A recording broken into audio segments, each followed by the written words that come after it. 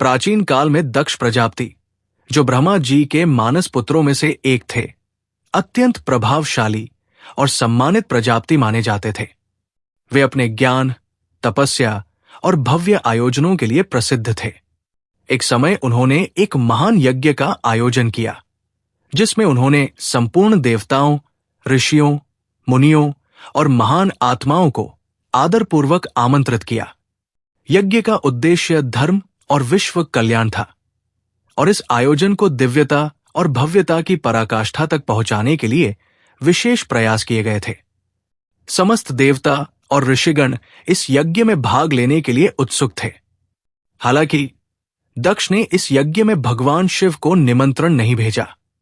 ये केवल एक भूल नहीं थी, बल्कि उनके भीतर भगवान शिव के प्रति गहरे पूर्वाग्रह का प्रतीक था। दक्ष भगवान शिव को अपने समकक्ष नहीं मानते थे और उन्हें सदैव तिरस्कार की दृष्टि से देखते थे। उनके हृदय में शिव जी के प्रति कटुता और अपमान की भावना थी, जो विभिन्न कारणों से उत्पन्न हुई थी। दक्ष को लगता था कि शिव जी एक तपस्वी, औघड़ और सादा जीवन जीने वाले योगी हैं, जो सांसारिक नियमों और विधियों की अधिक परवाह नहीं करते।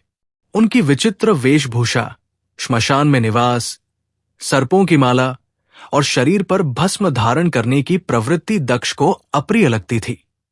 दक्ष के अहंकार ने उन्हें इस तथ्य को अनदेखा करने के लिए प्रेरित किया कि शिव जी संपूर्ण ब्रह्मांड के पालनहार और सृजन तथा सहार के प्रतीक है।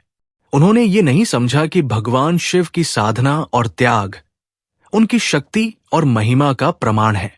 अपने इस पूर्वाग्रह और अहंकार के कारण दक्ष ने जानबूझकर भगवान शिव को यज्ञ में आमंत्रित नहीं किया, जो देवताओं और ऋषियों के मध्य चर्चा का विषय बन गया। यज्ञ स्थल को अत्यंत भव्यता से सजाया गया था। वहां वेदों का उच्चारण हो रहा था, अग्निकुंड प्रज्वलित था और देवताओं के लिए सुंदर आसनों की व्यवस्था की गई थी। सभी देवता, मुनि और ऋषि यज्ञ के इस शुभ अवसर पर पधार रहे थे। लेकिन जब किसी ने भगवान शिव की अनुपस्थिति के विषय में पूछा, तो यह स्पष्ट हो गया कि उन्हें बुलाया ही नहीं गया था।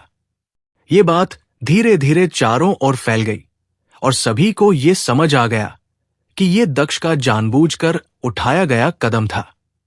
भगवान शिव के अनुयायियों और भक्तों को ये सुनकर अत्यंत कष्ट हुआ, क्योंकि वे जानते थे कि शिव जी केवल तपस्वी ही नहीं, बल्कि संपूर्ण सृष्टि के आधार है। शिव के बिना किसी भी यज्ञ का पूर्ण होना असंभव माना जाता था, क्योंकि वे सृष्टि, स्थिति और सहार के प्रतीक हैं। फिर भी दक्ष अपने अहंकार और अज्ञानता के कारण इस तथ्य को स्वीकार करने को तैयार नहीं थे।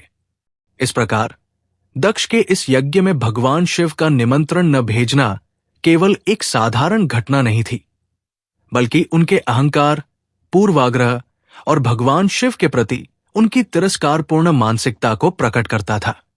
यह घटना आगे चलकर देवताओं, ऋषियों और स्वयं भगवान शिव के लिए एक महत्वपूर्ण मोड़ बनने वाली थी।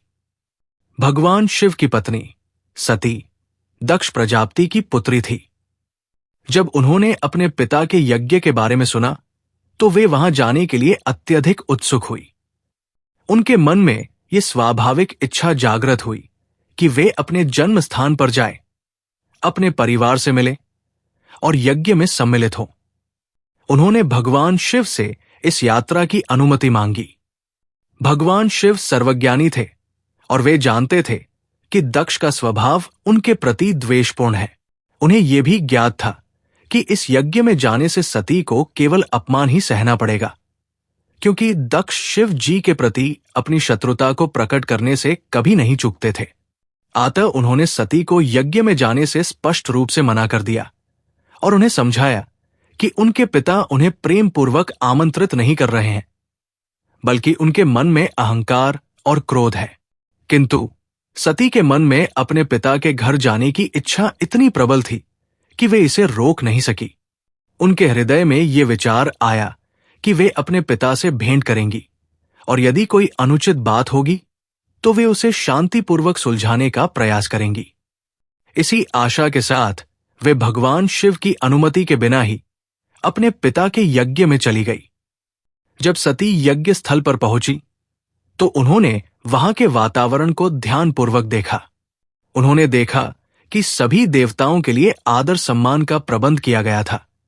यज्ञ विधिवत चल रहा था और चारों ओर वेद मंत्रों का उच्चारण हो रहा था, किंतु भगवान शिव के लिए कोई स्थान निर्धारित नहीं किया गया था। ये देख सती का हृदय व्यथित हो उठा। उन्होंने अपने पिता दक्ष से इसका कारण पूछा। सती ने शांतिपूर्वक कहा, पिताश्री, आपने सभी देवताओं को यज्ञ में निमंत्रित किया, किंतु भगवान शिव, जो स्वयं त्रिलोक के नाथ हैं, उन्हें आमंत्रित क्यों नहीं किया? क्या उनके बिना यज्ञ पूर्ण हो सकता है? दक्ष, जो पहले से ही अहंकार में डूबे हुए थे, सती के इस प्रश्न से क्रोधित हो उठे। उन्होंने उत्तर दिया, शिव एक योगी है। वे भस्म रमाए रहते हैं, श्मशान में विचरण करते हैं और उनके आचरण देवताओं के योग्य नहीं है। अतः मैंने उन्हें आमंत्रित नहीं किया। इतना ही नहीं, दक्ष ने भगवान शिव के प्रति कई अपमानजनक बातें भी कही। ये सुनकर सती अत्यंत दुखी और क्षुब्ध हो गई। उन्हें अपने पति का ये अपमान असहनीय प्रतीत हुआ। वे अत्यधिक क्रोधित और व्यथित होकर सोचने लगी कि अब इस अपमान के साथ जीवित रहना असंभव है। उन्होंने ये निश्चय किया कि वे अपने प्राण त्याग देंगी। सती ने ध्यानमग्न होकर अपनी योग शक्ति का उपयोग किया और वही योग अग्नि में प्रवेश कर अपने प्राणों का त्याग कर दिया। जैसे ही सती का देह त्याग हुआ, संपूर्ण यज्ञ स्थल में हाहाकार मच गया। सभी देवता और ऋषि इस घटना से भयभीत हो गए, किंतु किसी ने भी दक्ष को इस अनुचित कार्य के लिए रोका नहीं। इस घटना ने संपूर्ण ब्रह्मांड को विचलित कर दिया और आगे चलकर यह घटना भगवान शिव के प्रचंड क्रोध का कारण बनी। भगवान शिव को जब यह ज्ञात हुआ कि उनकी प्रिय पत्नी सती ने अपने अपमान को सहन न करते हुए योग अग्नि में आत्मदाह कर लिया, तो वे अत्यंत क्रोधित हो उठे। उनका ये क्रोध सामान्य नहीं था, बल्कि ये संपूर्ण ब्रह्मांड को हिला देने वाला था। उन्होंने अपनी जटाओं को झटका और उनकी जटाओं से एक अत्यंत प्रचंड और प्रलयंकारी शक्ति उत्पन्न हुई। ये शक्ति कोई और नहीं बल्कि महाबली वीरभद्र थे, जो भगवान शिव के क्रोध का साकार रूप थे। उनके साथ भद्रकाली भी प्रकट हुई, जो सहार और दंड की देवी थी। वीरभद्र और भद्रकाली भगवान शिव के आदेश पर अपने गणों के साथ दक्ष के यज्ञ स्थल की ओर कूच कर गए। जैसे ही वे वहां पहुंचे, चारों ओर हाहाकार मच गया। वीरभद्र ने अपनी गर्जना से संपूर्ण यज्ञ स्थल को कंपा दिया। उनके विकराल रूप को देखकर देवता और ऋषि भयभीत हो गए। उन्होंने देखते ही देखते यज्ञ मंडप को तहस-नहस कर दिया। वेदों का पाठ बंद हो गया और वहां उपस्थित देवताओं में भगदड़ मच गई। वीरभद्र ने यज्ञ में मौजूद देवताओं को भी नहीं बख्शा। उन्होंने उन पर प्रहार किया, जिससे वे इधर उधर भागने लगे। दक्ष, जो अब तक अपने अहंकार में डूबे हुए थे, इस प्रलयंकारी दृश्य को देखकर भयभीत हो गए। उन्होंने अपनी रक्षा के लिए भागने का प्रयास किया, लेकिन वीरभद्र के प्रचंड आक्रमण से वे बच नहीं सके। अंततः वीरभद्र ने दक्ष को पकड़ लिया और उनका सिर काट दिया। ये देखकर वहां उपस्थित सभी देवता और ऋषि स्तब्ध रह गए। भगवान शिव का ये प्रकोप संपूर्ण ब्रह्मांड के लिए एक संदेश था कि उनके भक्तों और प्रियजनों का अपमान सहन नहीं किया जाएगा। उनके क्रोध से कोई भी बच नहीं सकता, चाहे वो कोई भी हो। इस प्रकार दक्ष के यज्ञ का अंत हुआ और शिव के प्रलयंकारी रूप ने सभी को ये सीख दी कि अहंकार और अन्याय का अंत निश्चित है। दक्ष के यज्ञ का विनाश और उनके मस्तक के छेदन के बाद समस्त देवता, ऋषिमुनि और उपस्थित दिव्य आत्माएं भयभीत हो उठीं। यज्ञ स्थल पर चारों ओर विनाश का दृश्य था। वीरभद्र और उनके गणों ने सब कुछ तहस-नहस कर दिया था। देवताओं ने अनुभव किया कि यदि भगवान शिव के क्रोध को शांत नहीं किया गया तो संपूर्ण सृष्टि संकट में पड़ सकती है। इस भयावह स्थिति में सभी देवता और ऋषिगण मिलकर भगवान शिव के पास गए। वे कैलाश पर्वत की ओर प्रस्थान कर उन्हें मनाने के लिए प्रस्तुत हुए। देवताओं ने अत्यंत विनम्रता से शिव जी के चरणों में सिर नवाया और उनसे प्रार्थना की, प्रभु, आप संहारकर्ता और दयालु दोनों हैं। यद्यपि दक्ष ने अपराध किया है, परंतु कृपया अब उन्हें क्षमा करें और उनके यज्ञ को पुनः पूर्ण होने दें। समस्त ब्रह्मांड आपके आशीर्वाद की प्रतीक्षा कर रहा है। भगवान शिव यद्यपि क्रोध की स्थिति में थे, किंतु उनका हृदय करुणा से परिपूर्ण था। उन्होंने देवताओं और ऋषियों की प्रार्थनाएं सुनी और अपना क्रोध त्यागने का निर्णय लिया।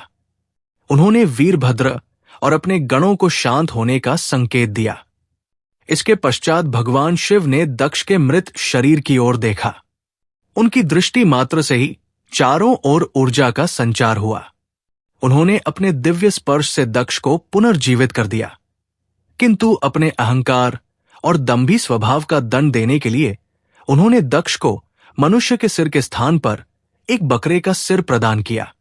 जब दक्ष पुनः जीवित हुए और अपने शरीर की स्थिति को देखा, तो वे अपने अहंकार को पहचान पाए। वे समझ गए कि उनका अभिमान ही उनके पतन का कारण बना। वे तत्काल भगवान शिव के चरणों में गिर पड़े और अत्यंत विनम्रता से कहा, हे महादेव, मैंने अज्ञानता और अहंकार के कारण आपका अपमान किया। मैं अपने इस अपराध के लिए क्षमा चाहता हूं। आपने जो दंड दिया है वो मेरे लिए उचित ही था। अब से मैं आपके चरणों का सदा स्मरण करूंगा और आपको सदा नमन करूंगा। भगवान शिव ने दक्ष को क्षमा कर दिया और उन्हें आशीर्वाद दिया कि वे अपने यज्ञ को पूर्ण कर सकते हैं। शिव जी की कृपा से यज्ञ पुनः प्रारंभ हुआ और विधि पूर्वक संपन्न हुआ। सभी देवताओं ने भगवान शिव की महिमा का गान किया और उन्हें प्रणाम किया। यद्यपि यज्ञ पूर्ण हुआ, किंतु सती के वियोग ने भगवान शिव के हृदय को अत्यंत व्यथित कर दिया। वे संसार से विमुख हो गए और ध्यान में लीन हो गए। वे समाधि में चले गए और अपनी प्रिय सती के बिना संसार की ओर से उदासीन हो गए। समय बीतता गया और सती ने पुनः हिमालय राज के घर में पार्वती के रूप में जन्म लिया। उन्होंने घोर तपस्या कर भगवान शिव को पुनः प्राप्त किया और उनके साथ विवाह करके पुनः शिव की अर्धांगिनी बनी। इस प्रकार शिव और शक्ति की ये अनंत कथा पुनः आरंभ हुई और समस्त ब्रह्मांड ने उनके दिव्य प्रेम और शक्ति के संतुलन को पुनः अनुभव किया। तो यही थी दक्ष के अहंकार, सती के बलिदान और भगवान शिव के प्रलयंकारी क्रोध की कथा। ये कहानी हमें सिखाती है कि अहंकार का अंत निश्चित है और सत्य व भक्ति की सदैव विजय होती है। अगर आपको ये वीडियो पसंद आई हो तो इसे लाइक करें, शेयर करें और हमारे चैनल को सब्सक्राइब करना न भूलें। हर हर महादेव।